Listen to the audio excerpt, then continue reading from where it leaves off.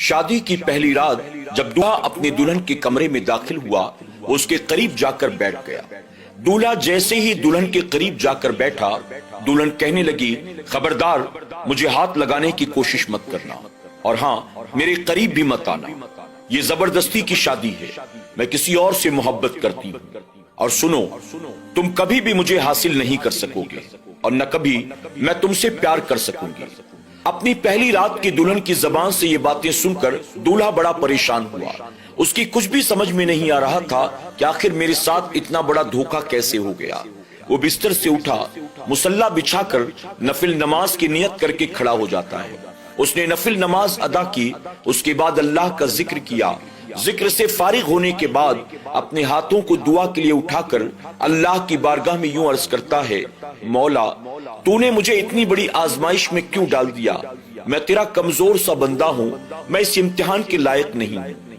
مجھے اس بات کا ڈر تھا کہ اگر خاندان والوں کو، پڑوسیوں کو، رشتہ داروں کو، دوست احباب کو ان باتوں کے بارے میں پتا چلا تو میری عزت کا تو جلوس ہی نکل جائے گا۔ میں مڈل کلاس فیملی سے تعلق رکھتا ہوں اور ہمارے یہاں پر لوگ انتظار کرتے ہیں، اس طرح کی باتیں اگر معلوم پڑ جائیں تو لوگ عزت کا جنازہ نکال دیتے ہیں۔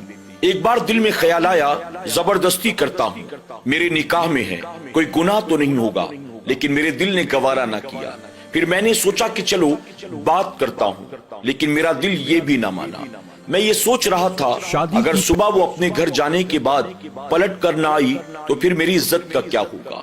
اگر اس نے اپنے گھر جانے کے بعد گھر والوں سے یہ کہہ دیا میرا شوہر نامرد ہے، یعنی وہ بیوی کے لائق نہیں ہے، مجھے اس کے ساتھ نہیں رہنا، مجھے طلاق چاہیے، تو آخر میرا کیا ہوگا؟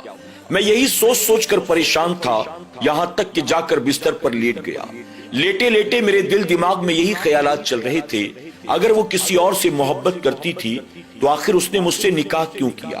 اس شادی کے لیے میں نے اپنی عمر بھر کی ساری کمائی اب تک کی لگا دی تھی، اب میرے پاس کچھ بھی نہیں تھا۔ اپنے گھر والوں سے نہ کہہ سکی، کم سے کم مجھ سے کہہ دیتی، ہمارا نکاح تو نہ ہوتا، میری زندگی تباہ ہونے سے بچ جاتی۔ یہی سب کچھ سوچتے سوچتے نہ جانے کب میری آنکھ لگ گئی۔ صبح جب میری آنکھ کھلی تو وہ بستر پر موجود نہیں تھی، پتا چلا کہ وہ اپنے مائکے جا چکی۔ ہم دونوں کے درمیان کوئی بات چیت نہ ہوئی۔ 3 دن کا عرصہ گزر گیا، دونوں طرف سے کوئی ہلچل نہ ہوئی۔ 3 دن کے بعد میری ساس کا یعنی میری بیوی کی والدہ کا فون آیا۔ انہوں نے کہا بیٹا اپنی دلہن کو لینے نہیں آئے؟ جب انہوں نے یہ کہا تو میں اپنی بیوی کو لینے کے لیے چلا گیا۔ وہ چپ چاپ میرے ساتھ واپس میرے گھر آ گئی۔ وہ میرے گھر میں تو تھی لیکن ہم دونوں ایک دوسرے کے لیے اجنبی تھے۔ وہ اپنے سارے کام خود کرتی، میں اپنے سارے کام خود کرتا۔ ہم دونوں دنیا والوں کے لیے ایک ہی گھر میں ایک چھت کے نیچے میاں بیوی بن کر رہتے تھے، لیکن ہم دونوں کے میاں بیوی والے کوئی تعلقات نہ تھے۔ اللہ اکبر۔ وہ شخص بیان کرتا ہے، میں جب کام پر سے واپس آتا تو میں دیکھتا میری بیوی گھنٹوں کسی کے ساتھ موبائل پر بات کرتی تھی۔ میں نے کئی بار سوچا کہ میں اس سے پوچھوں کہ تم کس سے بات کرتی ہو، لیکن میری ہمت نہ ہوئی۔ وہ روزانہ کئی گھنٹوں تک میری غیر موجودگی میں موبائل پر باتیں کرتی۔ اس کے بعد تو وہ دن بھی آیا جب میرے سامنے اس نے موبائل پر بات چیت کرنی شروع کر دی۔ ایک دن میں نے اس سے کہا تم کیا طلاق چاہتی ہو؟ اس نے کہا نہیں۔ اس طرح سے 5 ماہ کا عرصہ گزر گیا۔ میں دن بھر کا تھکا ماندہ باہر سے کھانا کھا کر رات کو گھر واپس آتا۔ جب بھی گھر آتا وہ موبائل پر کسی سے گھنٹوں باتیں کیا کرتی تھی، لیکن میں نے اس سے کبھی پوچھنا ضروری نہیں سمجھا۔ ایک رات وہ مجھ سے کہنے لگی ایک بات کہوں؟ میں نے کہا بولو۔ اس نے کہا کیا مجھے دیکھ کر تمہیں میری طلب نہیں ہوتی؟ تو میں نے اس سے کہا شادی سے پہلے بھی میرا اپنے اوپر کنٹرول تھا، تمہیں کیا لگتا ہے کیا اب میں کنٹرول نہیں کر سکتا ہوں؟ میرے اس جواب کو سن کر وہ خاموش رہی۔ لیکن اس رات معاملہ کچھ اور تھا۔ جب میں رات سو رہا تھا اچانک میرے فون کی گھنٹی بجی۔ میں نے اٹھا کر دیکھا تو میرے دوست کا فون تھا۔ میرا دوست مجھ سے کہہ رہا تھا اس وقت تمہاری بیوی فلاں ہوٹل میں کسی غیر مرد کے ساتھ بیٹھی ہوئی ہے۔ پہلے تو مجھے اپنے دوست کی بات پر یقین نہ ہوا، پھر میں نے اٹھ کر اپنی بیوی کو گھر بھر میں تلاش کیا، وہ گھر پر موجود نہیں تھی۔ مجھے یقین ہو گیا میرا دوست جو کہتا ہے بات بالکل صحیح ہے۔ غصے میں میرا دماغ کھول رہا تھا۔ اب میں اپنی بیوی کو تلاش کرنے کے لیے نکلا۔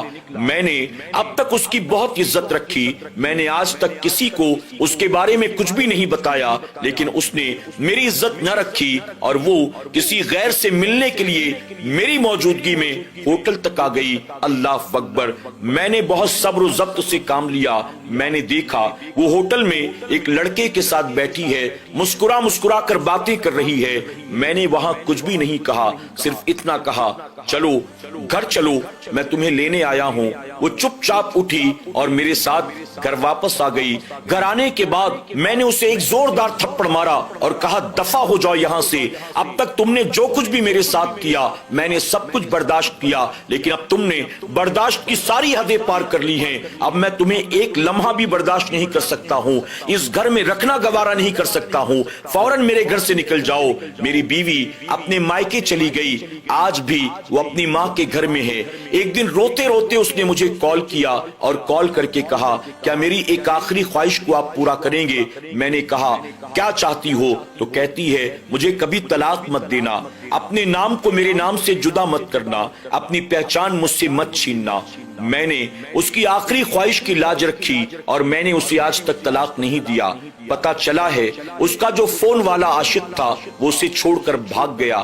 میری بیوی نے بہت کوشش کی کہ وہ اس سے نکاح کر لے، لیکن وہ نکاح کرنے کو تیار نہیں تھا، بس اپنا مطلب نکال کر اسے چھوڑ کر بھاگ گیا اور وہ گھر میں اکیلی رہ گئی ہے۔ مجھے اپنے آپ کو سنبھالنے میں 3-4 سال کا عرصہ گزر گیا۔ عورت کی ذات سے میرا بھروسہ اٹھ گیا تھا، نکاح جیسے پاکیزہ رشتے سے میرا بھروسہ اٹھ گیا تھا۔ میں نے دوبارہ شادی نہ کرنے کا ارادہ کیا، لوگوں نے مجھے سمجھایا بجھایا، آخرکار ایک عورت سے میں نے نکاح کیا۔ اللہ کا مجھ پر بے پناہ کرم اور احسان ہوا، اللہ نے مجھے نکاح میں نیک صورت بیوی عطا کی۔ میری یہ بیوی عشق کی حد تک مجھ سے محبت کرتی ہے۔ اللہ نے مجھے 3 بچے بھی عطا کیے، میں اللہ کا بے پناہ احسان مانتا ہوں۔ اللہ نے مجھے میرے صبر کا ایسا صلہ عطا کیا، اللہ نے مجھے خوشگوار زندگی عطا کر دی۔ میری یہ بیوی میرے اشارے کو سمجھ لیتی ہے، دن رات میری خدمت میں میرے سرہانے کھڑی رہتی ہے۔ اگر کام پہ سے تاخیر سے آتا ہوں وہ تڑپ اٹھتی ہے، اگر میں میسج نہ کر سکوں فون نہ اٹھا سکوں وہ پریشان ہو جاتی ہے۔ میں سوچتا ہوں ایک وہ بیوی ہے ایک یہ بیوی ہے، میں تو وہی ہوں جو کل تھا، آج بھی وہی ہوں، لیکن ان دونوں میں زمین و آسمان کا فرق ہے۔ مجھے یہ پتا چلا ہے میری بیوی پاگل ہو چکی ہے، گلی محلوں میں دیوانوں کی طرح گھومتی رہتی ہے، میرا نام لے لے کر اپنے ہاتھ کو چومتی ہے۔ 2 مرتبہ اس نے زہر کھا کر خودکشی کرنے کی کوشش کی لیکن وہ بچ گئی۔ اللہ اکبر! اس کے اس حال کو دیکھ کر دنیا والے مجھے ہی ظالم و جابر سمجھتے ہیں، وہ یہ سمجھتے ہیں اتنا ظالم شوہر ہے کہ اس کی وجہ سے اس کی بیوی پاگل ہو گئی۔ میں دنیا والوں سے کیا بتاؤں قصور کس کا تھا، غلطی کس کی ہے۔ اللہ اکبر!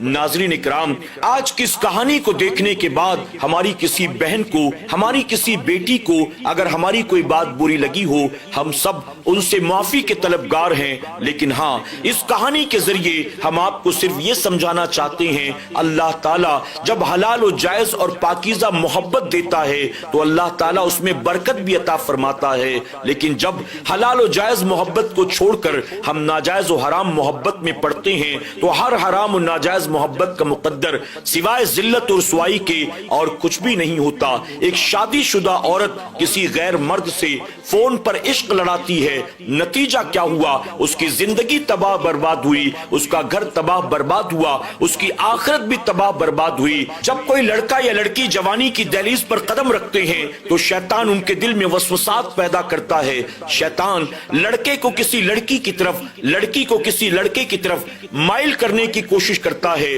ان کے دل میں ناجائز و حرام محبتوں کو پیدا کرنے کی کوشش کرتا ہے۔ آخر کیوں؟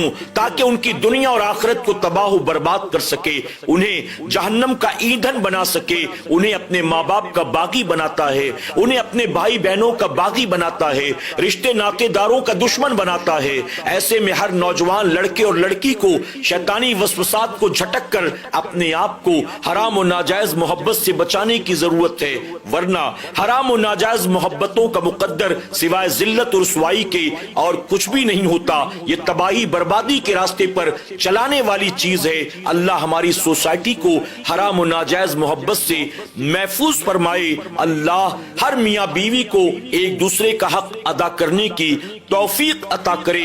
یاد رکھیں، میاں بیوی کے درمیان جو محبت ہوتی ہے یہ حلال و جائز محبت ہوتی ہے، اور اس محبت کے صلے میں اللہ دنیا میں خوشیاں عطا کرتا ہے اور جنت میں دونوں کو ایک دوسرے کا قرب عطا فرماتا ہے۔ اور اگر حرام و ناجائز محبتیں پیدا ہو جائیں تو نتیجہ گھر تباہ برباد ہوتے ہیں، زندگیاں تباہ برباد ہوتی ہیں، آخرت تباہ برباد ہوتی ہے۔ اللہ ہماری سوسائٹی کو حرام و ناجائز محبت سے بچائے اور ایک دوسرے کو اللہ جائز طریقے سے پیار کرنے، پیار بانٹنے کی، ایک دوسرے کا حق ادا کرنے کی توفیق عطا فرمائے۔ آمین یا رب العالمین۔